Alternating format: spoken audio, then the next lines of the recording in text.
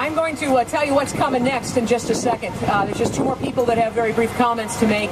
One is an activist from Created Equal. He is a guy I've known for, I guess I counted it up, 20-some years.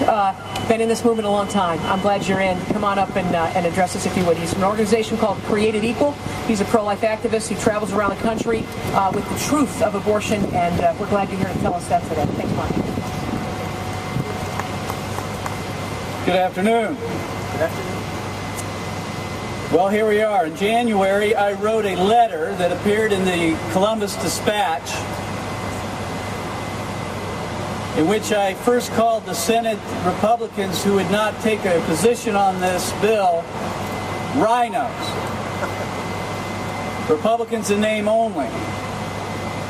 And now we are, 6 months since that letter appeared, and we're still dealing with these RINOs.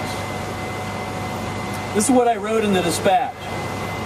If the heartbeat bill is defeated, it won't be because abortion advocates like Planned Parenthood defeated it. This bill, which protects beating hearts, will only go down to defeat if RINOs, that is, Republicans in name only, like these right next to me, this representation of what we have in our Senate, if these Republicans in name only, who campaigned as pro-life advocates, don't forget that, kill the bill. That was in January. 6 months now. And what do we have? These RINOs are trying to kill this bill. But what's worse than a RINO? It's bad enough to be a Republican in name only, but it's worse to be a pro-lifer in name only. These Republicans who refuse to take a vote, who refuse to put this to a vote, are pro-lifers in name only. They're plinos. Now I know it's not as catchy, as RINO, but they're plinos. They campaign as pro-life advocates. They raise money off of the pro-life community.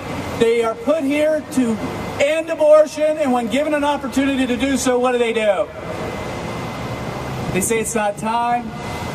They say the heartbeat bill is unconstitutional. We've heard all the excuses. These plinos in the Senate say the heartbeat bill is not constitutional. What these senators seem to forget is that it's not the heartbeat bill that's unconstitutional, it's Roe v. Wade that's unconstitutional. That's what they've seemed to have forgotten. And we need to remind them of that. You see, the Constitution is what we should compare pro-life legislation against. Not Roe versus Wade. Not Roe versus Wade. And the Constitution says in the 14th Amendment that no person shall be deprived the right to life, liberty, or property without due process of law. That's the standard. Not Roe versus Wade. And these senators who say that the heartbeat bill is unconstitutional are comparing it to an unconstitutional law. How is that unconstitutional? They need to compare it, if they're going to compare it at all, to the Constitution itself, and the heartbeat bill passes the test. It passes the test. If anything, it doesn't go far enough. And we'll get to that later. It's the heartbeat bill that's consistent with the United States Constitution.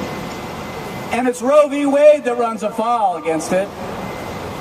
And if our senators are going to consider a piece of legislation, as they say they are doing with the heartbeat bill, they need to compare it to the U.S. Constitution, not Roe versus Wade. Let me digress for 1 second. What's happening at this State House is nothing new historically. And Janet will remember earlier this year I sent her a movie. And the movie was about suffragette Alice Paul. Alice Paul. And if you don't know the story of Alice Paul, it's being recreated before our eyes right here in the state of Ohio. And that is that Alice Paul was diligent to try to pass a constitutional amendment to give the women the right to vote in this country. And she was part of a national organization, more of a mainstream, if you would, women's rights group at the time. And there came a point that Alice Paul realized that the mainstream institutional movement of the women's rights movement was going in the wrong direction, and that they were satisfied with the status quo. And Alice Paul said, "We will not rest until women have the right to vote." And she broke from that mainstream organization, and there was a split, there was a divide in the movement. And that divide led to Alice Paul, through her efforts and many others, to the recognition that women now have the constitutional right to vote.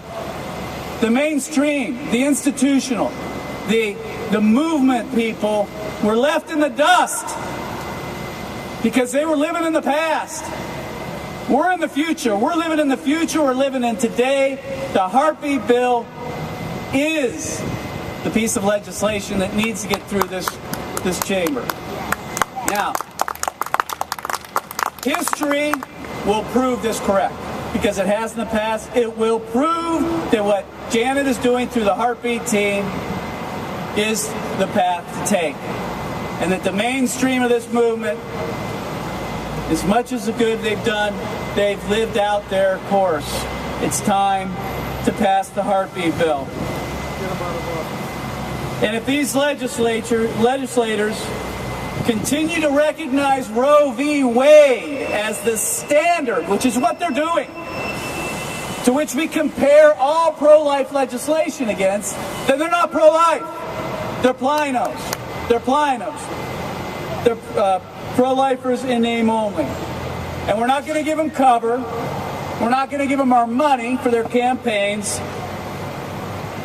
We're not going to recognize Roe versus Wade as the standard ever. We will follow the United States Constitution. That's what we'll do. Not Roe versus Wade. And we will pass the protected heartbeat bill this session. God bless you. Thank you very much.